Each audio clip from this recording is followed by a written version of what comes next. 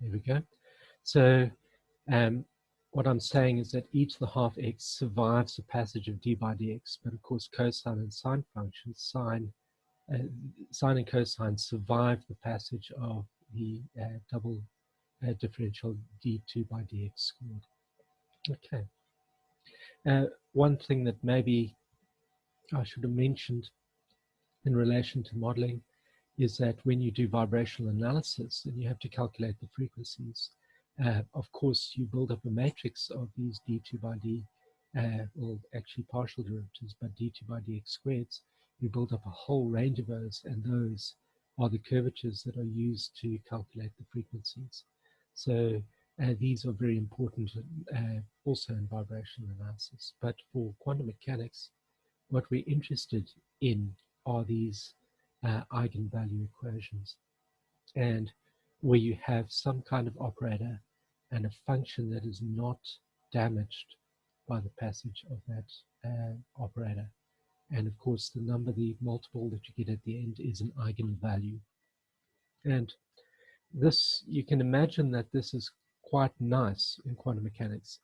You recall that we've got things like the hydrogen atom where only set values are required. You can imagine that we need a type of maths where only certain answers are available, not just any answer. If you've got y is equal to x squared, you can put any x into it. But if you've got an eigenvalue, you've only got certain things that work. And if you've only got certain things that work, then you've got quantum mechanics. Okay. Now, there's another aspect that we have to deal with, is what kind of function do we work with in quantum mechanics? So what kind of functions are we allowed to work with? So over here, if you have a look at this graph here, this is the radial distribution function, I think, for a 2s orbital. So what happens is, right here at 0, you're right by the nucleus, and you can see that as you move far away from the nucleus, you can find that the function is really small. It goes to 0. And so if you're too far away, you're not going to find an electron there. But notice as you come closer, there's a region where you're quite likely to find the electron. There's a point where the electron is never, so this value is 0 right at that point, because there's a region over here that also has the electron spend some time. And of course, as you get close to the nucleus, the value gets really high. So your probability of finding the electron close to the nucleus is really high. So the function that we want to have in this eigenvalue equation has to be something like this. And it's going to give us back the probability of finding something. It's not going to tell us where it is, it's just going to tell us the probability. So we're not going to have a trajectory. If I asked you where is an electron in an atom, where is an electron in a 1s orbital or a 2s orbital, you wouldn't say, oh, it's at this point in the atom. You'd draw a cloud. You would say, you're likely to find that electron close to the nucleus and less likely to find it further away. And you've changed your whole view from seeing a little particle moving around an atom to this cloud of probability where that electron is. So in microscopic systems, we have this psi, this wave function, this orbital that fits into an eigenvalue equation. Now, the way we determine the function or this distribution, this psi, is using a very, very well-known equation, which is the Schrödinger Wave Equation. Sometimes people say it's WE, and it's an equation that for finding wave functions. And of course, you can't put in something that, if you've got an operator, you can't have a function that gets damaged by the operator. It has to work. So if your operator is d2 by dx squared, we know that cos and sine work really well. if it's just d by dx, then you know that exponentials work well. But of course, in the Schrödinger wave equation, the operator is sometimes written out like this, which is a bit of a mess, but the basis of it, the real work that's being done here is the d2 by dx squared. The d2 by dx squared is the heart of it, and of course that h bar squared over 2m is a constant. M will be the mass of the particle you're looking at, and h bar is Planck's constant divided by 2 pi. So it's h over 2 pi. So Planck's constant divided by 2 pi. So this here is a constant, and d2 by dx squared is what we've been working with yesterday. We've used d2 by dx squared quite a lot. In many cases, the v part comes to 0. So if v is 0, then the basics of this is a d2 by dx squared of some function gives you a constant times a function again. Okay. The operator we have is composed of parts that are concerned with kinetic and potential energy. So this here is the kinetic part, and that's the potential part. And if you put the operator right into that and you write it out in full, this is what the one-dimensional Schrödinger equation looks like. I won't ask you to remember this, to write it from scratch, but I do want you to recognize it, and I do want us to be able to use it. So you can imagine that if a particle is free to move and there's no potential energy whatsoever, this term is going to come to 0. And then all we're left with is a d2 by dx squared is a constant, and of course you've got to add some constants in front of it. So if that comes to naught, then you can imagine that this becomes something like this. It comes, but a d2 by dx is something, so it becomes not impossible to work with. Okay. So we will work with the one-dimensional for a particle that moves in one dimension. We'll work with it a bit later on in the lectures. But I also want you to recognize that the Schrödinger wave equation works well in 3 dimensions. So in 3 dimensions, it looks slightly different, where the operator is no longer d2 by dx squared, but we have to have something that works in 3 dimensions. And this really these are partial derivatives. You can look carefully as to what partial derivatives there are in if you're interested in the mathematics revision folder. Have a look at that. But this really is like working with d2 by dx squared, but in 3 dimensions. Okay, so this is what the Schrödinger wave equation looks like in 3 dimensions. You see it's exactly the same. It's just that the h instead of a d2 by dx squared has this del squared operator, which can be expanded like that.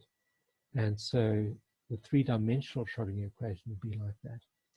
So to give you an idea of where this would be used is, for example, in the hydrogen atom.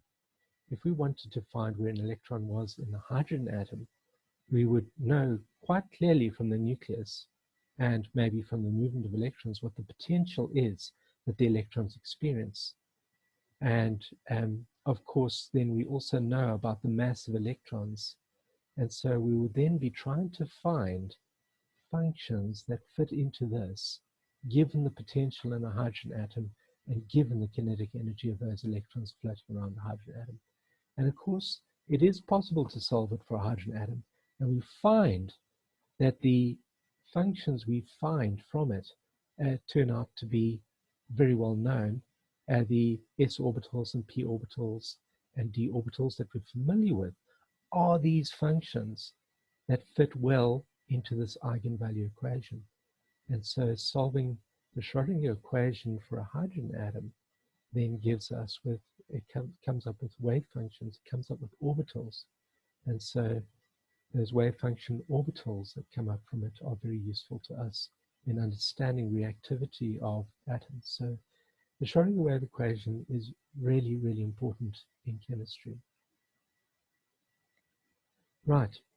Please note that the Schrödinger wave equation is a postulate. So I'm certainly not going to deal with the derivation of it. Just let's accept it. The psi that we get, like the orbitals we get in hydrogen, contain all we need to know about the particle. If I tell you an electron is in an s orbital, I'm sure you're pretty happy with what I've told you, that you know exactly the properties of that electron. Everything you need to know about the electron I've given to you by telling you what that psi is. Okay, and of course it's got to fit in the Schrodinger equation. It's got to happen that the operator that we know in the 1D, it's h minus h bar squared over 2m, that operator plus the potential times psi must not damage psi, and you will get the energy out of that. Okay, so if the eigenfunction was an s orbital, you will get the energy of that s orbital out of it. So the Schrodinger equation is an eigenvalue equation. Please, sometimes the problem with solving this is trying to find functions that work. And you'll try a lot of functions that don't work. Eventually, when you hit on the one that does, then you know you've got it right. But of course, sometimes you need a little bit of guidance as to what type of functions you're allowed to have.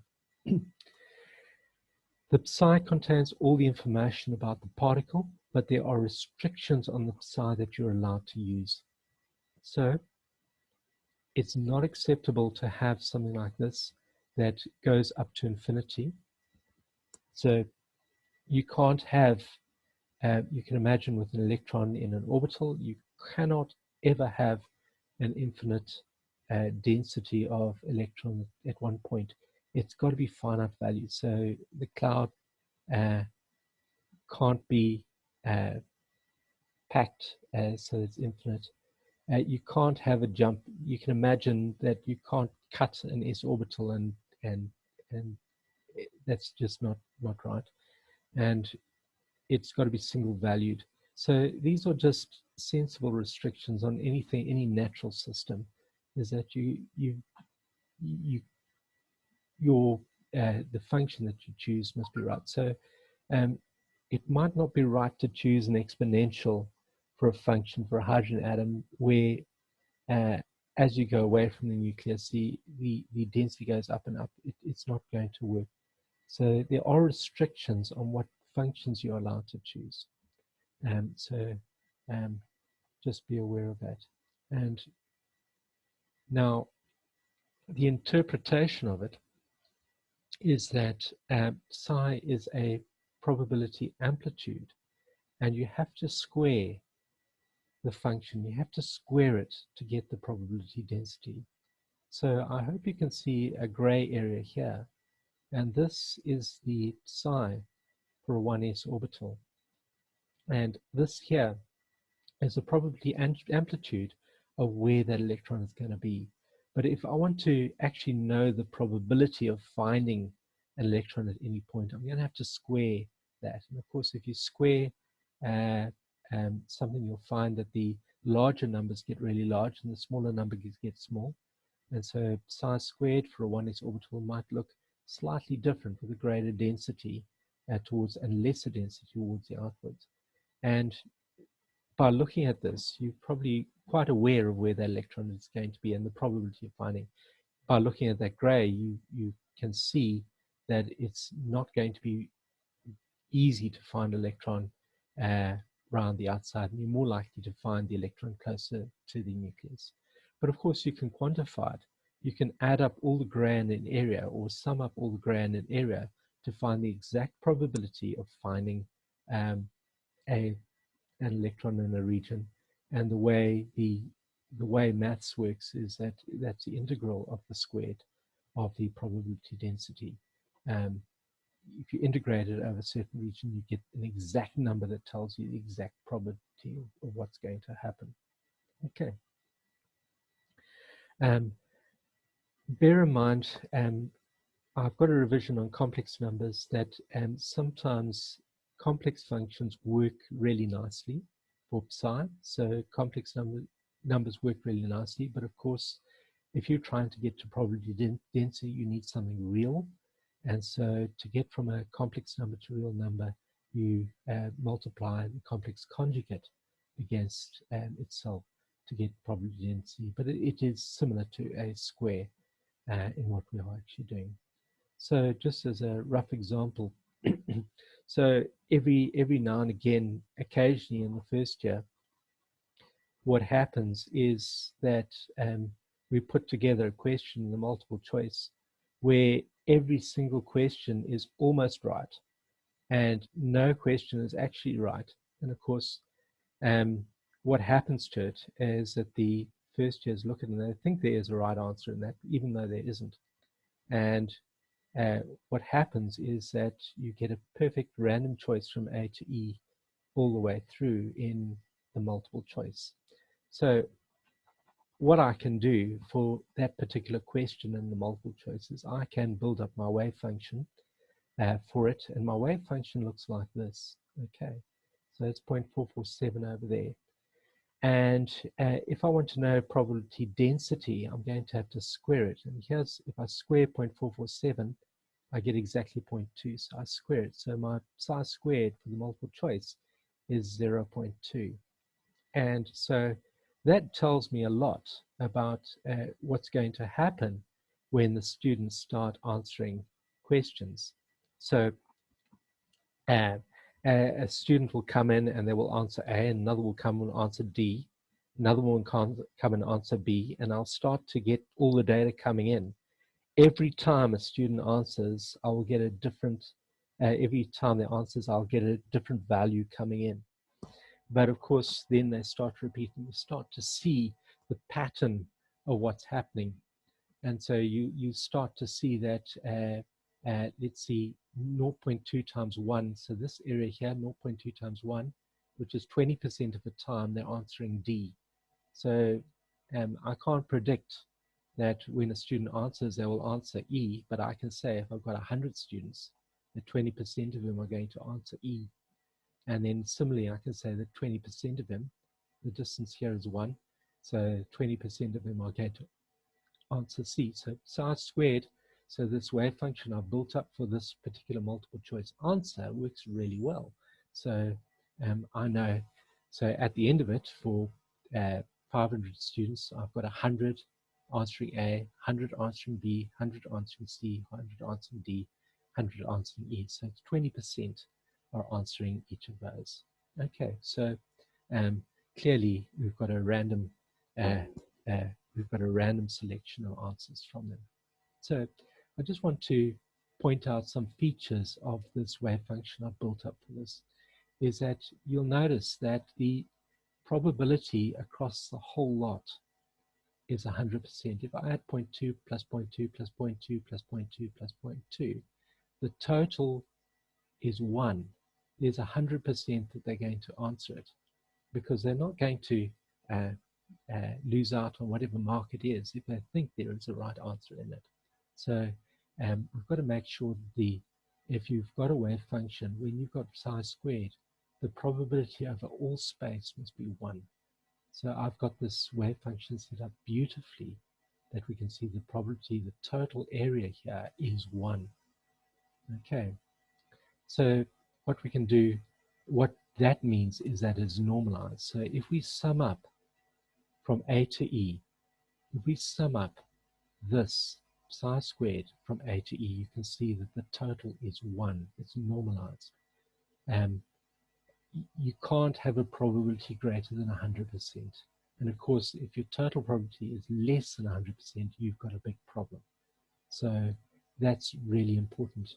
But of course, you don't have to sum up the whole one. If it's normalized, if you've got a beautiful psi setup, it's normalized, you could perhaps say, well, what's the probability that students are answering any one of A, B, and C? And then you just sum up between A and C of that, and you get the probability 60%. Okay, and so then I can go into the lab and notice that 300 students have answered A, B, or C. And you can see then the wave function is working correctly. So this is the Born interpretation of a wave function. Of course, it's not on discrete values like A, B, C, D, or E. It's on probability of finding an electron in a certain area, for example. So this is maybe quite a simplistic, and I'm sure this wave function doesn't follow some of our requirements in terms of having a sharp edge at the end. But so this analogy will break down, I suppose. But I hope that this illustrates really what we're looking at in terms of the wave function. Okay, right.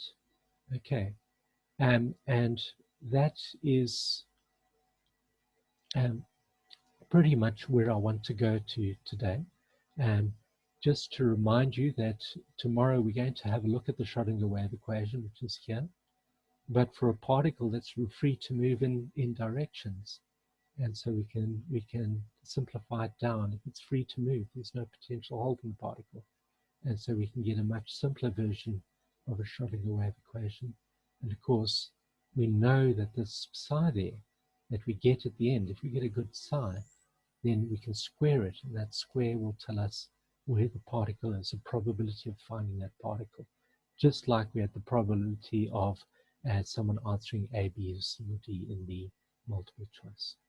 Okay, are there any questions on this?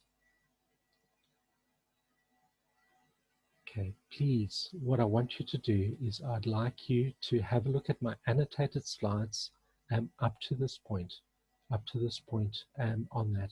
And I know it's quite unfamiliar, but please run through it, and please ask me questions via email on that, and we will carry on with that in the next lecture. Okay, if there are no questions on this, well, if there are questions, I'll come back to it. But meanwhile, what I wanted to do was I wanted to just go back to the prac. So I'm just trying to see if I can find my apologies, I can't seem to find my rating music chemistry. I don't want to do the whole desktop. Let me just see. There we go. Right. I'm going to try again.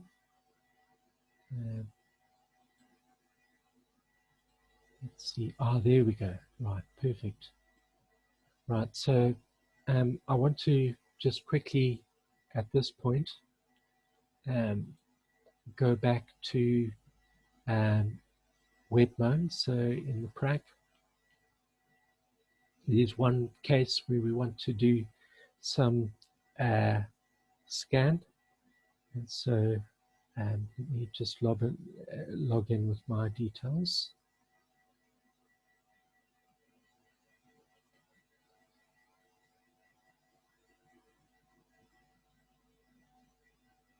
Okay, let's see. So I'm going to start off with a new job, and there was a task where we had to create an Li2 system.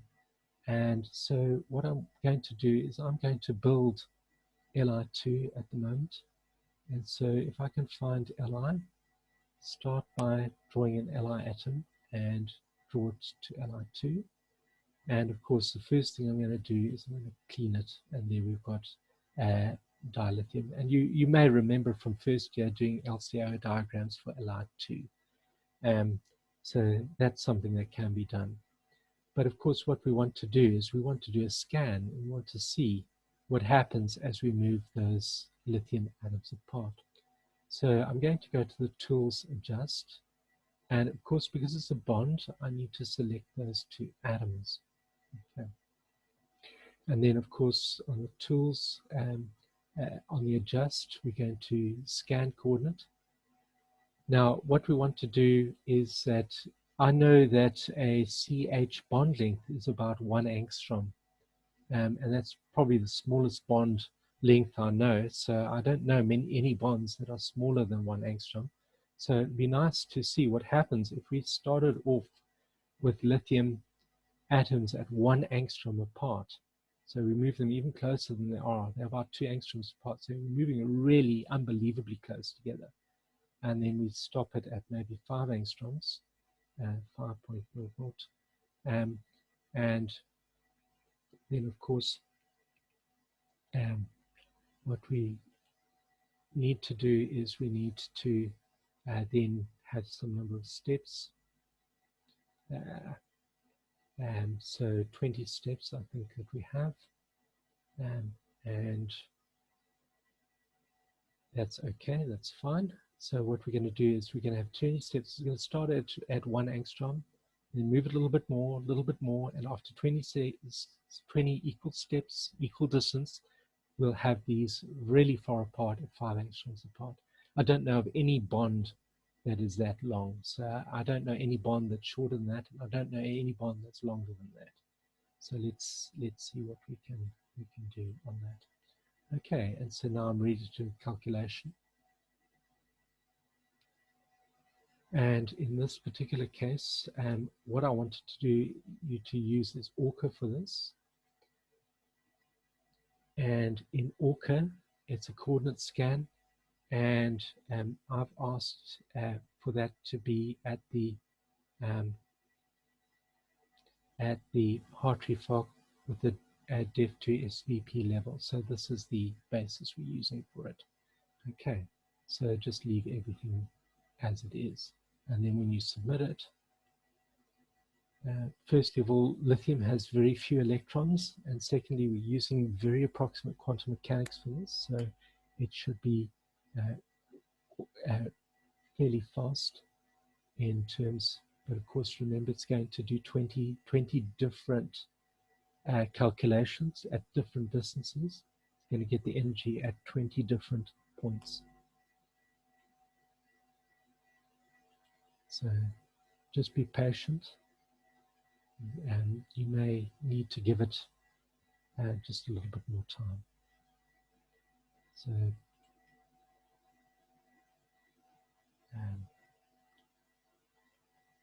so we're at 42 seconds.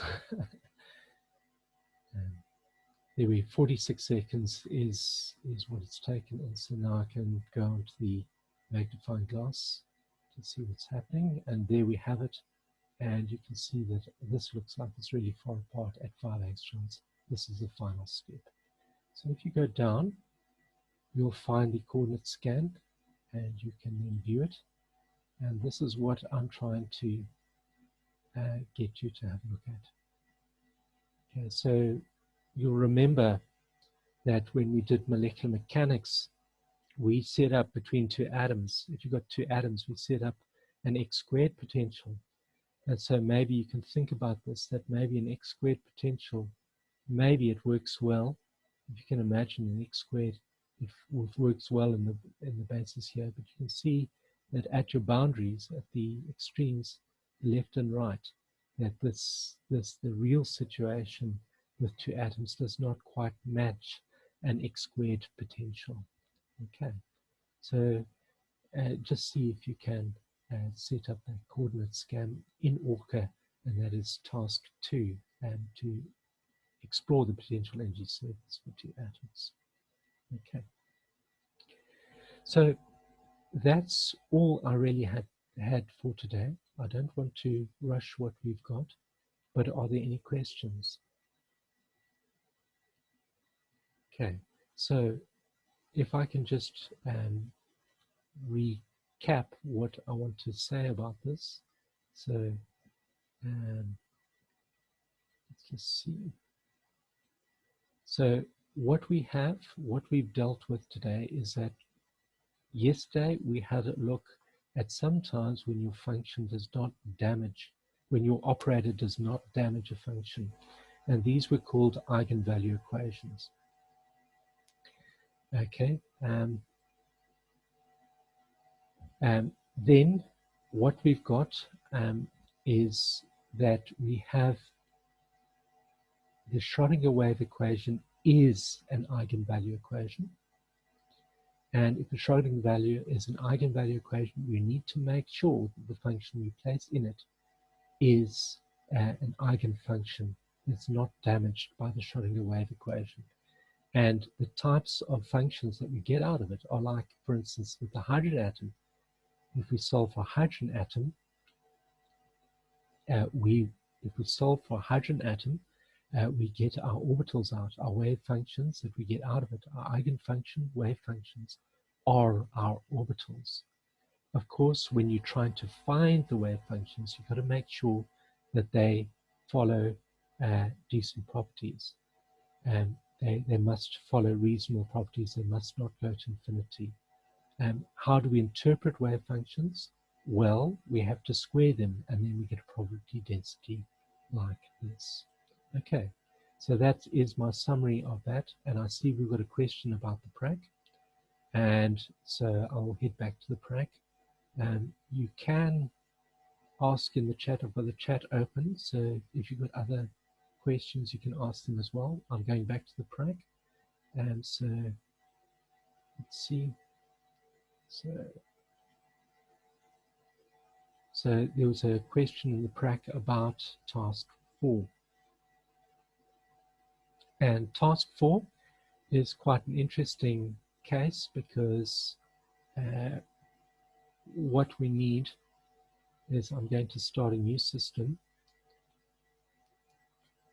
And in task 4, we want to have a look at a neon atom.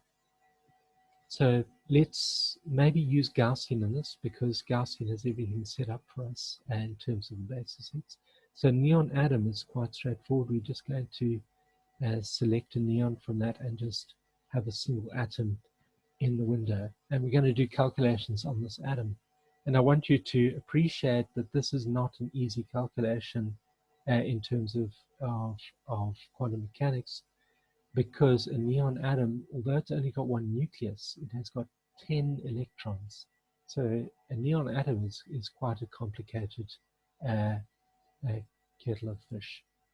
Okay, but of course it's going to be interesting to see how different flavors of quantum mechanics do affect the resultant energy we get. So let's try and do some calculations on this.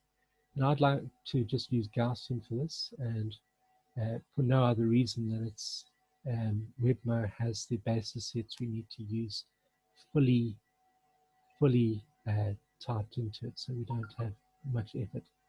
So all I want is a molecular energy. You can imagine you've got a single atom. Its geometry is perfect. There's no relation to any other atom. There's no bonds to sort out. There are no angles. There are no dihedrals.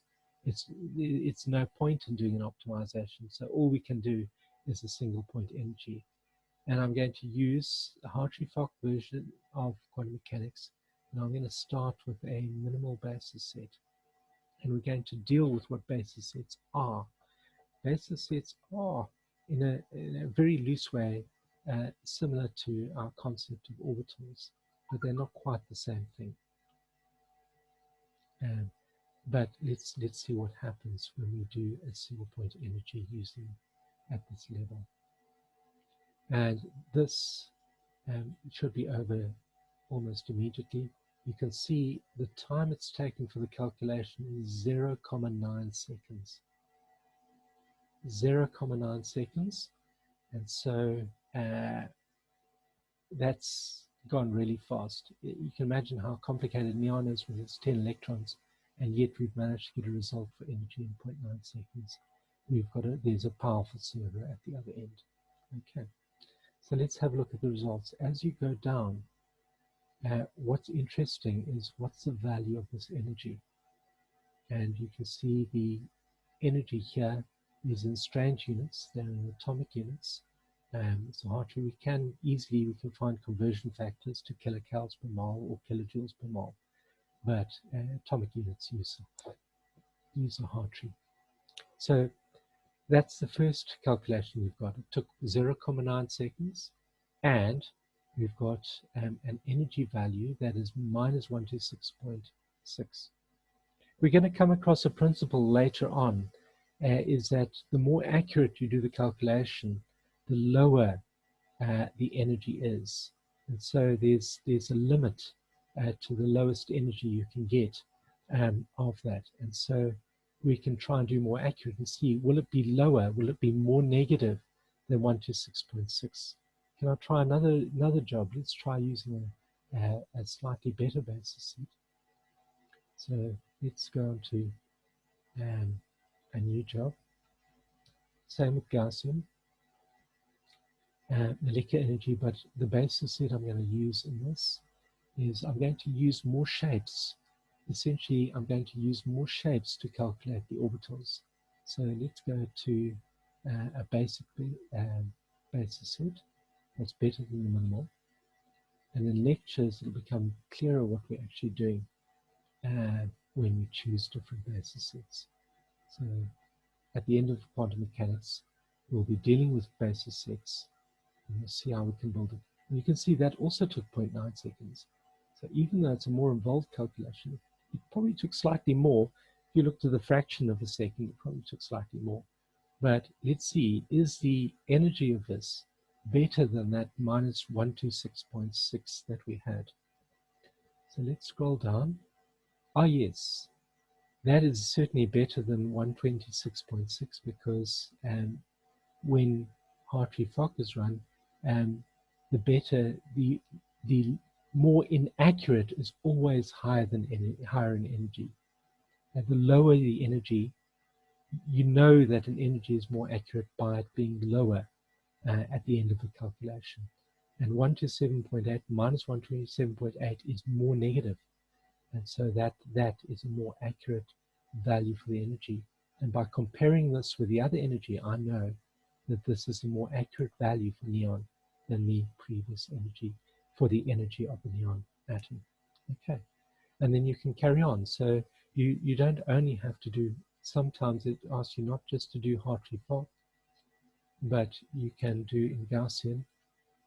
So it may ask you to use a really accurate basis set, so many different shapes of function, allowing us to build up the final orbitals in the molecule. So you can imagine if you've got many shapes available to you, you get a really accurate description of your orbitals, and then you can up it. You can use, I think I've asked you to use MP2, so find MP2 right at the bottom, and this is probably going to be the longest calculation, and I want to see if this is better than that minus 127.8 that we got from the slightly more accurate calculation.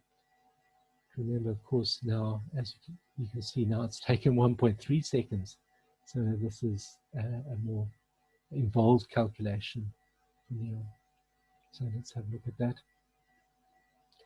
and have a look at the energy and see here that if we'd done Hartree-Fock, that's the answer we would have got from Hartree-Fock. So it's not the energy I'm wanting as the result of this.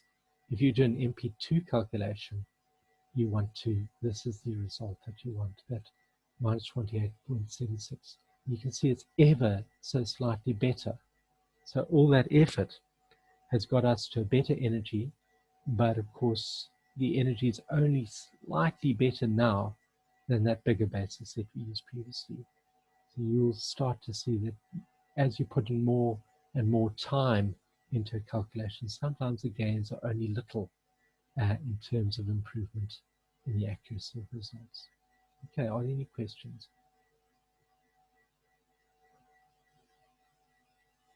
Okay, so one task that we have for this is we're using bigger and bigger basis sets, and we're using many more functions, different shapes of function to try and get very accurate orbitals at the end of our calculation. But of course, there's a limit to what you can do, and that limit is an infinite basis set. If you use infinite functions, and then part of your task is to try and predict what the energy would be if you used many, an infinite number of different shapes of function to build up an exact shape for your orbitals at the end of the calculation. Any questions about the lecture? Are there any questions about the prac? Please, my email is open. I try to respond as quickly as possible to information coming in.